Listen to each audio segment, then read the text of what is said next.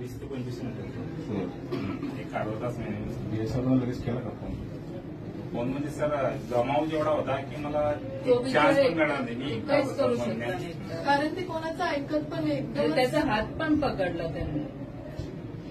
ह्याच्या कंप्लेंटप्रमाणे गुन्हा दाखल केला आणखीन पण मी गुन्हा दाखल केला, पण साहेब आता हे 24चं तर हिने मला आज सांगितलं, कारण मी पण गुजरातला मी आज सकाळी आले. काल तसं सगळ्यांशी माझं बोलणं झालं, पण आज 24ला मी तिला व्यवस्था तेही असं घाबरून गेलो, कारण तो माहोल बघून आज मी सकाळी त्यांना घेऊन बसली, तर हिने मला 24चं सांगितलं. मग हिच्याशी बोलली की आता ठीक आहे, त्यांना इतकं नाही कळत की नेमकं काय काही नाही, तर मी हिच्याशी पण बोलली की बाबा, तर मग त्यांनी मला व्यवस्थित सांगितलं की असं असं झालं म्हणे काकू. तुझं दिदी नाव काय? ह्या सगळ्या मैत्रिणी या सगळ्या ग्रुपमध्येच गेल्या होत्या. त्यांना म्हटलं की तुम्ही मुली मुली जाण्यापेक्षा या सगळ्यांना सोबत घेऊन जा, म्हणजे कारण गर्दी असते तिथं दरवर्षीच आहे. मला वाटतं मी आता कालच चार्ज घेतला.